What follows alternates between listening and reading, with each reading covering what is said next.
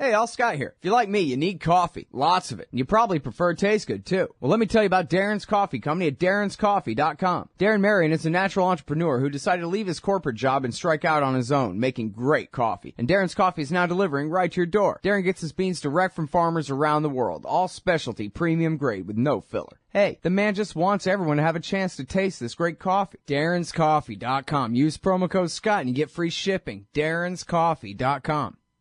Hey guys, welcome back.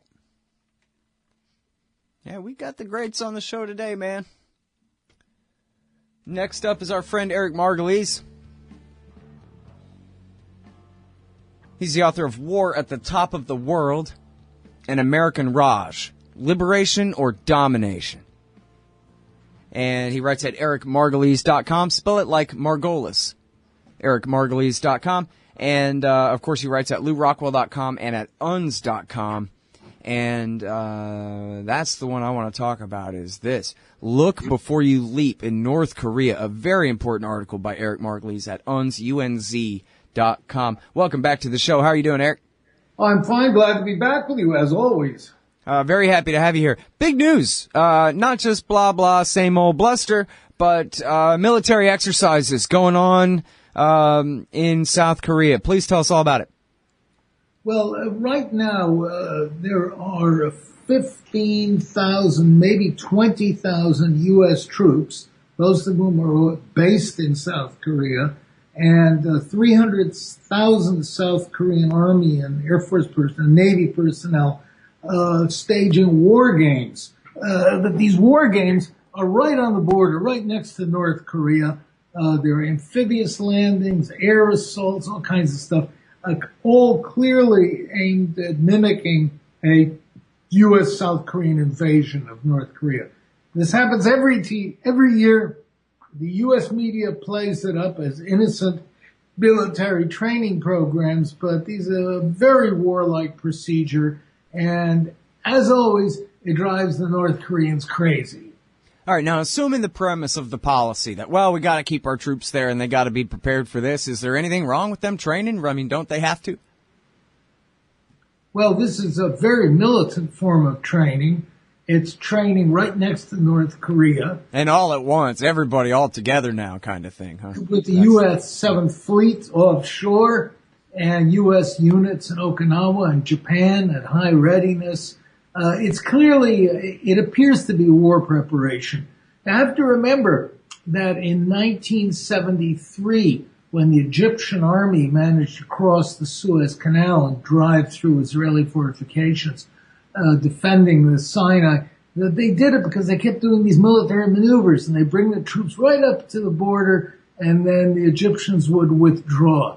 And they did it so many times that the Israelis said, it's just another exercise. Well, one day it wasn't. It was an actual invasion that caught the Israelis flat-footed. Mm. So in other words, certainly from the North Korean point of view, this is not just another, something. They are getting ready. I remember reading, I guess it would have been Woodward's book, The Commanders, about the first Gulf War and the Panama War, where he talked about that too, where it was, they changed the exercises. And guess what? I mean, they changed them to the exact maneuvers they would be doing in a couple of months when they invade the country they're based in. That's right. And the North Koreans there's been so much vituperation against them, so many attacks, regime change calls, all this kind of stuff, and the Republicans fulminating that Kim Jong-un, has got to feel increasingly nervous. He's surrounded by hostile military forces.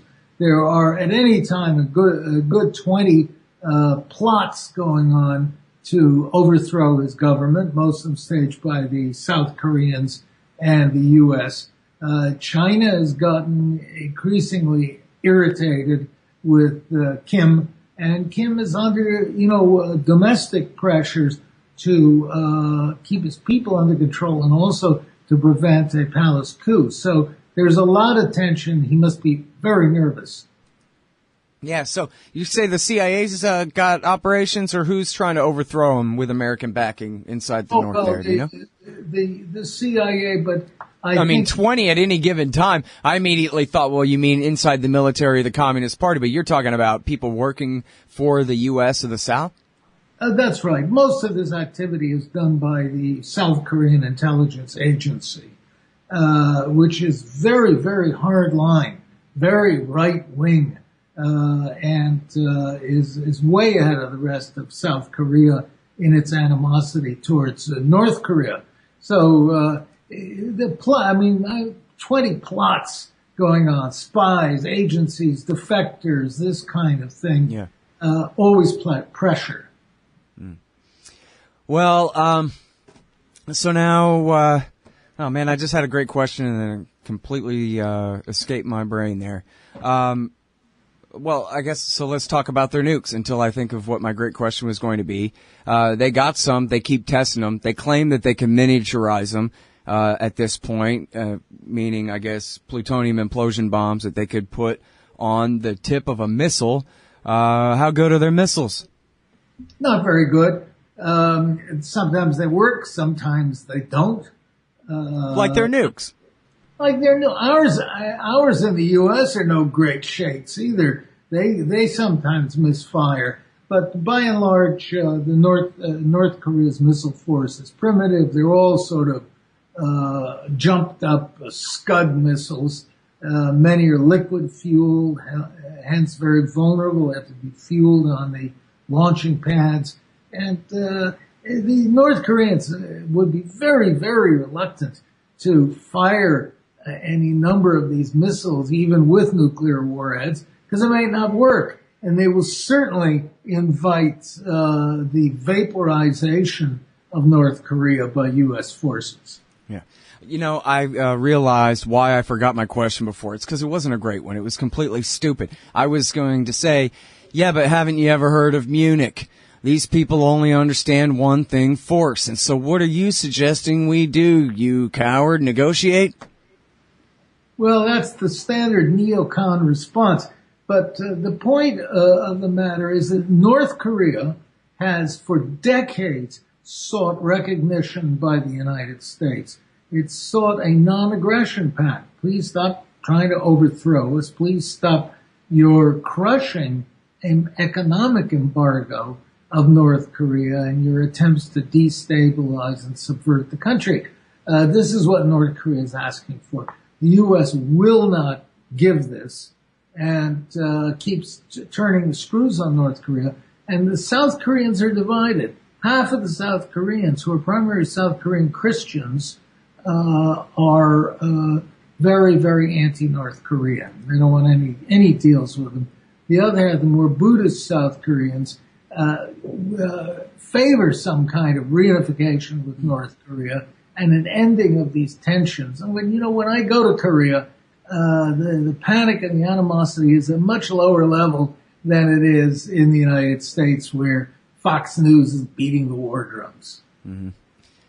Yeah, well, it's interesting because you could see how, okay, well, the Navy and the Air Force and the Army, for that matter, these guys like being useful. They like having a mission, and they don't want it to go away. And yet, now that George W. Bush successfully pushed North Korea out of the Non-Proliferation Treaty and their Safeguards Agreement, and they've gone ahead and made nuclear weapons, for America to continue this posture like we're India and Pakistan at this point, where now they can lord vision over us too, or at least over our South Korean allies. And Seoul is right there near the DMZ, by the way, everybody who doesn't have a map in front of them or know about it. Seoul, I mean, maybe they'd have to drive their nuke there in a flatbed truck, but they might be able to get it there. It ain't too far. And so it just seems crazy that they would continue the old brinksmanship when now it's the new mutually assured destruction era, you know what I mean? But nothing seems to have changed on this side. Well, no, because keeping the demons in North Korea front and center, very important for U.S. foreign policy, because what justifies the formidable American military presence in South Korea, 28,000 troops and air bases, naval bases in the region, American forces in Okinawa and in Guam, and American bases and forces in Japan, all areas occupied at the end of World War II. Mm-hmm. So how does America justify keeping them there? Well, the North Korean threats, right. That's why. All right, so, more Eric Margolis in 1 sec, y'all. Hey, Scott Horton here to tell you about this great new book by Michael Swanson, The War State. In The War State, Swanson examines how Presidents Truman, Eisenhower, and Kennedy both expanded and fought to limit the rise of the new national security state after World War II. If this nation is ever to live up to its creed of liberty and prosperity for everyone, we are going to have to abolish the empire. Know your enemy. Get The War State by Michael Swanson. It's available at your local bookstore or at Amazon.com in Kindle or in paperback. Just click the book in the right margin at scotthorton.org or thewarstate.com. Hey, Scott Horton here. It's always safe to say that one should keep at least some of your savings in precious metals as a hedge against inflation. And if this economy ever does heat back up and the banks start expanding credit, rising prices could make metals a very profitable bet. Since 1977, Robertson Roberts Brokerage Inc. has been helping people buy and sell gold, silver, platinum, and palladium, and they do it well. They're fast, reliable, and trusted for more than 35 years. And they take Bitcoin. Call Robertson Robertson at 1-800-874-9760 or stop by rrbi.co. All right, you guys. Welcome back. I'm Scott Horton. It's my show, The Scott Horton Show. I'm talking with the great Eric Margolis. It's funny right now, Eric, on CNN, they got a reporter in with the moderate rebels, and yet she's dressed, not quite in a burqa, but she sure is dressed like she's under the rule of the Islamic State. I didn't think it was like that in Damascus right now, but apparently in moderate rebel-held Syria, ISIS dress rules apply for the women. Anyway, little off topic. At the break there, you were explaining, because I was saying it doesn't make sense, man, when they got nukes now because it's all George W. Bush's fault, that hey, okay, so we got to back off a little bit, and we got to recognize the reality that, tough talk is tough talk, but fission is fission. And so, come on, let's be adults about this. And you're saying no, because the empire needs an excuse to exist in the Pacific. And so, China is a pretty good boogeyman, but North Korea is a great one too, and especially for the bogus missile defense. You didn't say that, but I'm calling it bogus. You mentioned the missile defense in here. That's a huge interest in terms of money stolen out of the Treasury every year, et cetera, like that. And there's just too much vested interest in keeping the North Koreans as an official enemy on the, I guess, western coast of America's lake, the Pacific Ocean. Is that right? That's right, Scott. The U.S., we're running out of enemies, and big enemies. We need some sizable ones to justify our increases in military spending. And rushing new military systems into North Asia is great because the Chinese are screaming like crazy, and we can always cite the threat of North Korea that justifies sending in more weapons. And the latest American proposal to put in the THAAD, T-H-A-A-D, high-altitude anti-missile system into South Korea is really full of water, because this system is designed to intercept intercontinental ballistic missiles and it's so supposedly to protect South Korea, but North Korea is only 35, 40 miles away. They don't need long-range missiles to attack South Korea. And the missile system implanted in South Korea with its radars is too close to North Korea. Anyway, what it's really designed for is to begin building a system against the Chinese. The Chinese know this very well, and in high dudgeon over this. Right. Well, and there's a couple of very important things there. First of all, it doesn't work. It ain't never going to work. The only test where they've ever pretended it worked was when they were pretending, and the missiles met at predetermined coordinates, et cetera, et cetera. The whole thing is a ridiculous fraud. Unless you know better than that, I'd be happy to hear it. But then the other thing is that, you call it missile defense and it sounds pretty good, but it's a bit different when you put it in the context of wearing armor to a fist fight. It makes it easier to start a war if you think you have first strike capability, and that even with their few dozen operational nukes that the Chinese have on ready, that they won't be able to hit back because we'll be able to shoot down anything they try to hit back with. That makes Donald Trump feel, even better about himself than he already did, kind of thing. Well, the really vulnerable country in all of this is not the United States. The North Koreans really don't have the capability of seriously attacking. Oh, I was talking about China. Yeah, I for know the that. THAAD thing. But I was coming to the point. The vulnerable country is Japan. Japan is completely naked to threats of attack by nuclear armed missiles. And the Japanese have got to do something to put up a workable missile defense system. It doesn't have to be Star Wars, but it's something closer to what the Israelis have developed, and their system appears so far to work well, though we haven't seen it tried against intermediate range ballistic missiles. Japan needs something. Right now, it has to rely entirely on the United States for limited missile defense. Yeah. Well, and yeah, extremely limited for the price anyway. I don't know.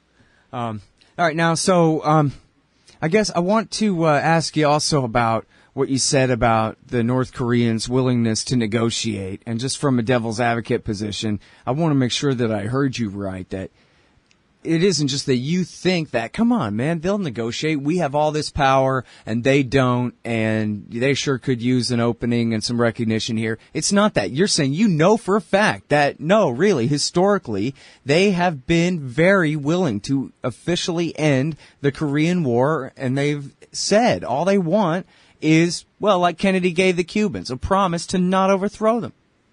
Yeah, they want respect, and they want this non-aggression pact. So this isn't a supposition of yours. This is the real history. This is real history. And, we were, as you mentioned, somewhat close to this goal during the Bush administration when serious talks got underway. But what happened was that the neocons who infested the whole Bush government thwarted the North Korean talks and antagonized the North Koreans to the point where they started having a tantrum again. And they were afraid that North Korean missile technology would somehow get to the Arabs and threaten Israel. So this became a major issue. Mm-hmm. And, you're talking at the end after they changed back to trying to deal? Or you're talking in the first place? In both places. The deal started and then they backed off on it. Yeah.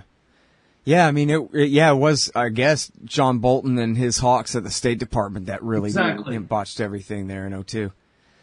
Yep, and I think any telling of that story, even if one presumes the existence of the uranium enrichment program, which I don't think there's any evidence that they had anything like that up and going at that point. They had bought some junk from AQCOM, but that doesn't mean that they had it up and running at that point. But even if they had, they still could have negotiated. I mean, the Bush administration, and you may be right that it got out of his control and Rice's control, whoever, but they really forced the North Koreans out of the deal that the Clinton administration had made, like a kick to the chest. I mean, they just did not have to do it, and it only made sense if they knew for a fact that they were going to go ahead and go to war against North Korea next year anyway, or something like that. But that wasn't a safe bet. So all they did was basically hand them a dozen nukes, Eric. Well, they probably could have stopped it, but they didn't, and they know that the North Koreans are never going to use these nukes except in extremis. That's in the event of an American or South Korean attack on North Korea, that the North Koreans might, as a last resort, start using their nukes. Other than that, they're not about to start firing nukes at North America, as some silly American generals have claimed, because, 2 or 3 nukes, big deal. They may manage to wipe out, San Diego, but at the same time, North Korea is going to be wiped off the map by American nuclear retaliation. Yeah, that's American military math. You know what? We might lose San Diego, but, other than that, it'll be fine. It must be fun to think that way, I've seen Dr. Strangelove, but in fact, I just read a thing the other day where they said that a lot of the craziest phrases in there, that Kubrick had taken that stuff out of Albert Wohlstetter and the other nuclear warfare theorists, and he didn't even need to write the humorous lines. He just had to have them say this stuff word for word in deadpan, That's right. And interestingly, we never got the same kind of rabid craziness from the Soviets. I don't recall any Soviet theorists or writers who were, happily contemplating nuclear warfare at different levels. The Soviets were horrified by this, but we in the United States entertain this view, and this kind of strategic craziness continues to our day. Yeah. Well, I guess my guess is that the average American must think it's kind of a mystery why. I mean, if they know, and I think probably most people have heard, right, or many people have heard, that we don't have a real end to the Korean War, that we're still technically at war with a mere ceasefire agreement here. And I guess because we're the Americans, the assumption's got to be it's because of the North Koreans and whatever their problem is. But I think that would be, the real bottom line of this interview is, as you're explaining, is it really doesn't have to be this way at all. Any president, Republican, Democrat, whoever, could go right over there and get this worked out in pretty much a moment's notice. Is that what you're saying, Eric? Yes, I am. I think the North Koreans would be thrilled to be finally made kosher and whole and invited to Washington and, let's bury the hatchet. Yeah, but ask Gaddafi, you know what comes next. The stab in the back. You're better off our enemy or else we're going to get you. Good point. You're right on target. All right. That's the heroic Eric Margolis, everybody. EricMargolis.com and uns.com. Thanks, Eric. Cheers, Scott. You hate government, one of them libertarian types, or maybe you just can't stand the president, gun grabbers, or warmongers. Me too. That's why I invented LibertyStickers.com. Well, Rick owns it now, and I didn't make up all of them, but still, if you're driving around and want to tell everyone else how wrong their politics are, there's only one place to go. LibertyStickers.com has got your bumper covered. Left, right, libertarian, empire, police, state, founders, quotes, central banking. Yes, bumper stickers about central banking. Lots of them. And, well, everything that matters. LibertyStickers.com. Everyone else's stickers suck. Superior blends of premium coffee. Roasted fresh in Zionsville, Indiana. Darren's Coffee satisfies the casual and the connoisseur. Scott Horton Show listeners, visit darrenscoffee.com and use the coupon code SCOTT at checkout for free shipping. darrenscoffee.com. Because everyone deserves to drink great coffee. Hey, y'all, Scott Horton here for Liberty.me, the great libertarian social network. They've got all the social media bells and whistles. Plus, you get your own publishing site, and there are classes, shows, books, and resources of all kinds. And I host 2 shows on Liberty.me. Eye on the Empire with Liberty.me's Chief Liberty Officer Jeffrey Tucker every other Tuesday, and The Future of Freedom with FFF founder and president Jacob Hornberger every Thursday night, both at 8 Eastern. When you sign up, add me as a friend on there. ScottHorton.Liberty.me. Be free. Liberty.me.